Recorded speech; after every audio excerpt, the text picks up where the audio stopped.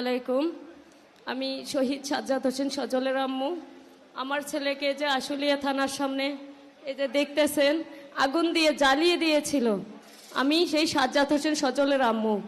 আজকে আমার এই দৃশ্যটা আমি এখানে আসছি থেকে আমি এখানে সহ্য করতে পারতেছি না। আমি কিভাবে এটা মেনে নিব? আমার চোখের দৃশ্যটা যখন ওদিক চলে যাচ্ছে আমি আমার ভাষা হারিয়ে ফেলতেছি। আসলে এখানে বলার মতো ভাষাও আমি পাইতেছি না। আসলে আমার 5ই আগস্টে আমি চলে গেছি, আমার সন্তানটা কত কষ্ট করেছে, কিভাবে ওরা মেরেছে, আগুন দাউ দাউ করে জ্বলতেছে। আমার বুকের ভিতরটা আগুন শুধু জ্বলতে আছে। কিন্তু তারপর আমি কিছু বলবো, কারণ আমি যখন ক্লাস 7-এ পড়তাম তখন আমি ফার্স্ট পুরস্কার হিসেবে 71-কে আমি বুকে ধারণ করে আমি ছেলে যেমন খুশি তেমন সাজো, সেখানে আমি ছেলেহারা মা সেজে সেখানে আমি ফার্স্ট পুরস্কার নিয়েছিলাম। কিন্তু সেটাই যে আমার জীবনে সেটা পূর্ণতা পাবে এটা আমি কোনোদিনও ভাবি নাই যে আমি সেই ছেলেহারা মা হয়ে যাব। আজকে আমার দিনটা খুব মনে পড়তেছে যে 16 ডিসেম্বর আমি ছেলেহারা মা যেমন খুশি তেমন সাজো ছেলেহারা মা সেজেছিলাম। আজকে সত্যি একজন ছেলেহারা মা। আমি নিজেকে সামলে নিতে পারতেছি না যে ছেলেহারা কত ব্যথা। সেদিন হয়তো আমি আনন্দে আত্মহারা হয়ে আমি সেজেছিলাম যে না 71-এ মায়েরা এরকম কষ্ট করেছে। সেই দৃশ্যটাকে তুলে ধরতে গিয়ে আজকে আমি 24-এর মা শুধু ছেলেহারাই মায়ে হয়ে গেলাম। হয়তো আমার কপালে এতটুকুই ছিল, সেই পূর্ণতাই আমি পেয়েছি। কিন্তু আমার সন্তানকে যেভাবে মেরেছে আমি মেনে নিতে পারতেছিলাম না। আজকে আমার সন্তান আগুনে এক্ষুনি আছে না কেন ভারতে,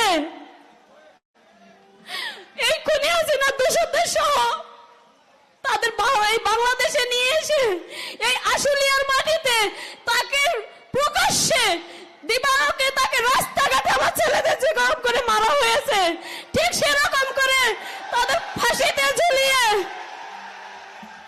এই আশুলিয়ার মাটিতে তাকে ফাঁসিতে ঝুলিয়ে শুধু হাসিনা না তার দোষদের এবং যারা স্পটে ছিল তাদেরকে সকলকে এই আশুলিয়ার মাটিতে অর্ধ ফাঁসিতে ঝুলিয়ে আধা মরা করে আমার সন্তানের মতো এভাবে পুড়িয়ে দিতে হবে। এটা আমি কোর্টের রায় নয়, আমি সজলের মা হিসাবে রায় দিয়ে গেলাম। আমার রায় সকলে মেনে নেন। আমি একজন মা, আমি এই সন্তানের মৃত্যু মেনে নিতে পারতেছি না।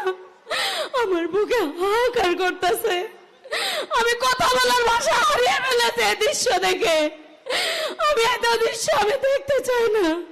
আর কোন মায়ের সন্তান যেন এইভাবে না পোড়ানো হয়। এই স্বৈরাচার সরকারকে এই দেশে এনে এই আশুলিয়ার মাটিতেই তাকে মারতে হবে। আমি কি যে যন্ত্রণায় ভুগতেছি আমি আসলে বলার ভাষা পাইতেছি না। আমার সন্তানকে যেভাবে মেরেছে, এত করে মারার পরেও আমি দুঃখের সাথে জানাচ্ছি যে সেদিন আমাদের শহীদ পরিবার সোসাইটির পক্ষ থেকে আমরা অনুষ্ঠান করেছি চিন্ময়ত্রীতে, বাংলাদেশ চিন্ময়ত্রীতে, কিন্তু আমাদের উপদেষ্টা কোন উপদেষ্টা সেখানে উপস্থিত হয় নাই। আমি তো ধিক্কার জানাই সেই উপদেষ্টাদের। আজকে আমার সন্তান যদি এভাবে মরতো, এভাবে যদি ডক্টর ইউনূসের সন্তান মরতো, উনি বসে থাকতে পারতো না। আজকে যদি উপদেষ্টাদের সন্তান মরতো, এইভাবে বসে থাকতে পারতো না। কিন্তু আমাদের সেই শহীদ মা বাবাকে তারা অপমান করেছে। আমি ধিক্কার জানাই।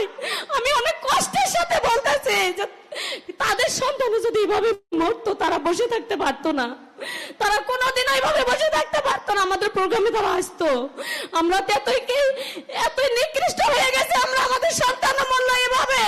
আর আমাদের প্রোগ্রামে ডক্টর ইউনূস সহ কোনো উপদেষ্টা হাজির হতে পারলো না কেন? আমি কি বলবো, বলার ভাষা আমার নেই। আমি বলার ভাষা হারিয়ে ফেলেছি। আমাকে এখানে ধন্যবাদ দিচ্ছে, আমাকে এখানে এই মঞ্চে আমাকে কথা বলার সুযোগ দেওয়ার জন্য তারেক রহমান স্যারকে ধন্যবাদ দিচ্ছি, আয়োজকদের ধন্যবাদ দিচ্ছি। কিন্তু আমার মনের ভাষাগুলো প্রকাশ করার মতো জায়গা আমি হয়তো কোথাও পাই না। কিন্তু আমাদের এই বাইপাইলবাসী আমি সবার কাছে বলে যেতে চাই, আপনারা কেউ ছাড়